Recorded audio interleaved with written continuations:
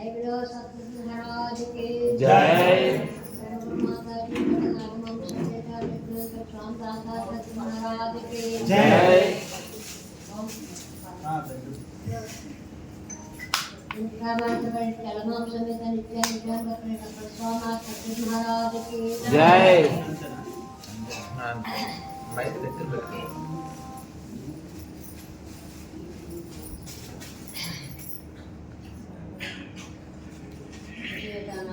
పెద్దలందరికీ సభలో ఉన్న సోదరు సోదరులందరికీ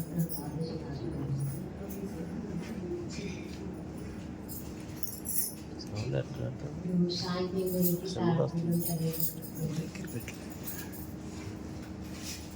చదువుకున్నారు ఏదైనా చెప్పచ్చు, కానీ చదువులేని ముగ్గురు మా దాంట్లో ఏదైనా చెప్పాలి. అయితే మాకు ఒక గురువు వచ్చినా తప్ప మరి చదువుకొని చేసిన బాగా కాదు. మరి నాకు తెలిసేది కాబట్టి నేను అనుకుంటున్నాను. అయితే ఇక్కడ మానవ జన్మ శ్రేష్టమైంది అంటున్నారు. మానవ జన్మ శ్రేష్టమైంది అంటున్నారు, కానీ ఏం చేస్తే శ్రేష్టం అనేది ఎవరికైనా ఆలోచించలేదు. అందరూ మనుషులే, అందరూ మనుషులే, కానీ లోకంలో మనుషులాగే ఉన్నాడు, కానీ మరి ఉద్దేశాలు వేరు వేరుగా ఉన్నాయి. ఆ ఉద్దేశాల గురించి ఎవరి ఉద్దేశాల గురించి వాళ్ళకి ఉండదు. కానీ ఇక్కడ శాస్త్రాన్ని చేస్తే భక్తులు మన భక్తుల్లో కూడా ఏం చేయాలి, శాస్త్రాన్ని దాకా మనం పట్టుకోవాలి. కానీ పనిరాడు మనకు అక్కర్లేదన్న భావన మనం రావాలి. అయితే ఇక్కడ ఏం చెప్తున్నారు, ఎందుకు శాస్త్రం ఎన్నో చెప్పుకోవచ్చు అంటున్నారు. చెప్పుకోవచ్చు కూడా. నేను బాగా కృష్ణ తీసుకొని వాళ్ళు పొందాలని చేశారు. నిత్యముగా రక్షించిన కుసుమయ్యారు ఎరుగడు మక్కువనే బోధించిన చక్కని బోధన చేత సాధించుకోరా, ఈ చేతితో సాధించుకోరా. చక్కగా ఈ బోధ ఎక్కడ ఈడవును బోధ చూడకదేనా అన్నాడు.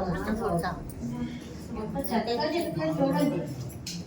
నీకు నేను ఇచ్చింది, నువ్వు దాన్ని నిదానంగా పెట్టుకునేది రెండో బాధ నీకు అక్కర్లేదు. ఆయన నాన్నకు చూడుకో. చూడండి, సర్కల్ చేస్తున్నారు. సర్కల్ చేసిన తోడు మీద అక్కడికెళ్ళి ఇక్కడికెళ్ళి కట్టి ఆ తోడు మీద నడుచుకున్నారు. చిన్న పిల్లలేంటి పెద్దోళ్ళేంటి. అయితే వాళ్ళ మనసు, వాళ్ళ చూపు ఎక్కడుంది అంటే ఆ తోడు మీదే ఉంది. కాబట్టి వాళ్ళు అడిచేస్తున్నారు. ఈ పక్క తప్పట్లు కొట్టినాడు, ఆ పక్క ఏళ్ళు వేసినాడు, ఆ పక్క కేకలేసినాడు, అనేక రకంగా ఉంటారు అక్కడ. అయినప్పటికీ కూడా ఆ కేకలు కానీ ఏళ్ళకు కానీ ఈ కేక ఈ అడుపులు కానీ లెక్క చేసి పడుతున్నారు. అలాగా అలాంటి చక్కనైన బోధ ఇది.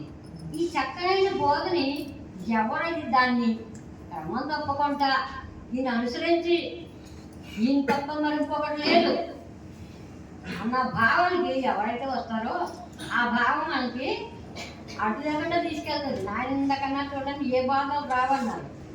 బాధలు రావడానికి అది వస్తాయి. బాధలు మానవ జన్మ మానవత్రాలతో కూడుకున్న జన్మ మానవుడికి వస్తాయి.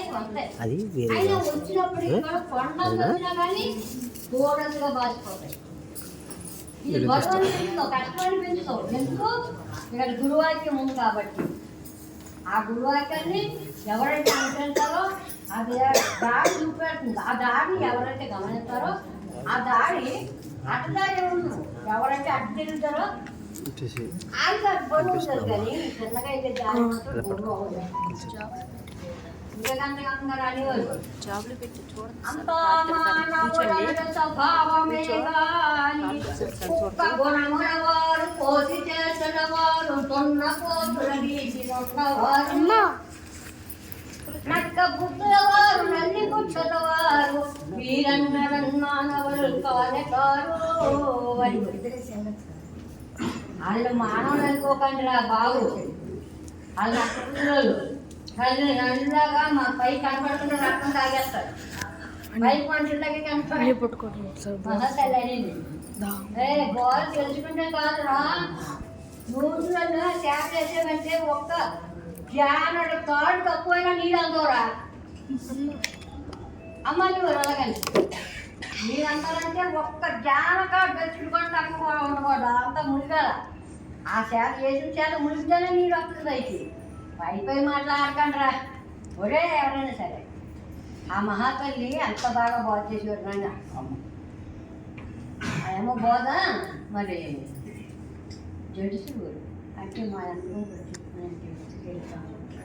అయ్యి అంత గట్టిగా బోధ చేసేవారు. దేశాలు తిరిగారమ్మ, తిరిగి చేశారు.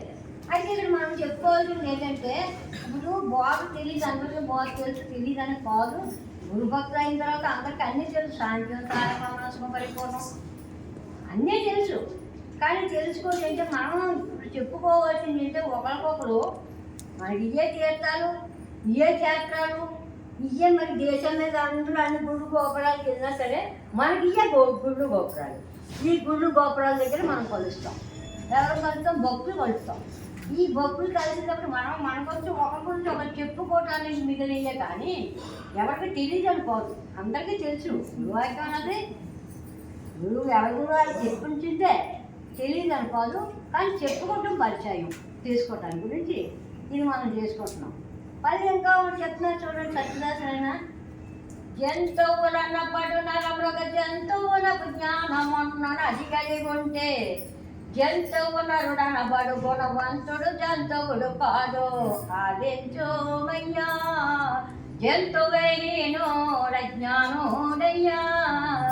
జంతువంతున 4 తంతులున్నవి వాటి కంతమందున జ్ఞాన సంతతున్నది చూడు.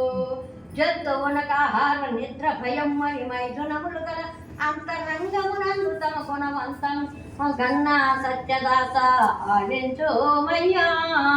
జంతువైనోడ జ్ఞానోడయ్యా అన్నాడు. చూడండి, జ్ఞానం అందరికీ ఉంది. జ్ఞానం ఎవరికి లేదండి? అందరికీ జ్ఞానం. జ్ఞానం లేని ఎవరు లేరు కదా. ఇక్కడ మరి ఎంత బాగా చెప్పారు చూడండి. ఈ జ్ఞానం ఉంటే సుఖమే ఉంది. అసలే జ్ఞానం కావాలి కదా. అందరూ నిద్ర నుంచి మేలుకొని అందరూ మేలుకుంటాం, కానీ ఈ జ్ఞానం నుంచి మేలుకోవాలి. మనుషుల స్వభావమే కదా. ఈ మానవ స్వభావం గురించి మహానుభావుడు అనువాదంగా రాశాడు. అలాగా మనుషులు పై కనపడితే సరిపోదు. ఎక్కడి నుంచి రావాలి? కంఠంలో నుంచి రావాలి. అది నాలుగు మీద వచ్చిన మాటలు కాదు, కంఠం నుంచి వచ్చిందే మాటలు కదా. అలాగని చెప్పేసి మనం ఆయన చెప్పేసి ఆయన తాగని చెప్పారు. ఇప్పుడు మనకి పరిపూర్ణము ఒకటి, వెలుగు ఒకటి అన్నారు. ఈ రెండే చెప్తున్నారు. ఈ పరిపూర్ణానికి ఎరుపుకి సంబంధం ఉందా అంటే ఉన్నదా? లేదు. అదే కదా పరిపూర్ణ ఎరికే. ఈ 16 కాలాలతోటి షోడశి 16 కాలాలు కాబట్టి ఈ 16 కాలంలోనే ఎరుక. ఈ ఎరుగుతోటి మనం అన్నీ చేస్తున్నాం. మనం చేసి చూసి అనేది వినేది చేసేది అంతా కూడా ఎరికే.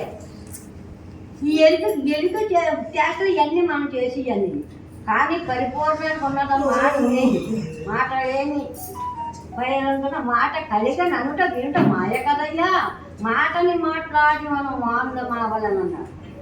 మాట లేని పరిపూర్ణం. దానికి ఏం తెలియదు. ఎవరితో మాట్లాడదో అందో రెండో చూడదు, ఏమీ లేదు.